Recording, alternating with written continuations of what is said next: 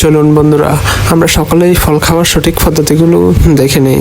এই যে দেখুন, লিচু কিভাবে খেতে হয়, কিভাবে ছিলতে হয়। আমরা সকলে সাধারণত এইভাবে ছিলে থাকি।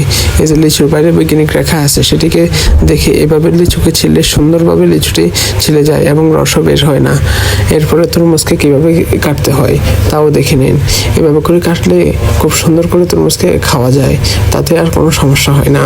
এরপরে মনে করেন এই যে আঙ্গুরকে কিভাবে ছিলতে হয়। সাধারণত আমরা কেউ আঙ্গুর ছিলে খেতে পারে না, আর ছিললেও সব রস পড়ে যায়।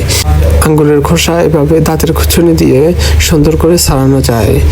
এই ফলটিকে দেখুন, এই ফলটিকে খুব সুন্দর করে খাওয়ার জন্য প্রস্তুত করা যায়, এবং এভাবে করলে খুব সুন্দরভাবে বাচ্চারা খুব সহজেই ফলটিকে খেতে পারবে। আনারস খাওয়ার এই নিয়মটা তো আমি নিজেও জানতাম না।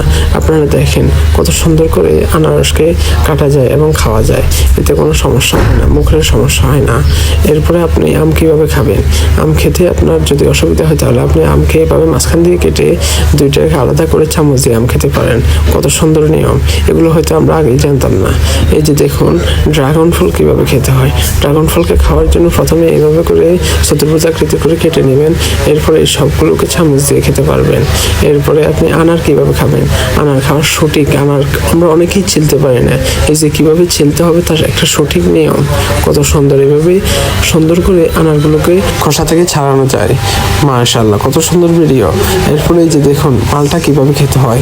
আমরা হয়তো অনেকেই জানি না মালটা কিভাবে কাটতে হয়। মালটা কাটলে আমরা সুন্দর করে খেতে পারি না।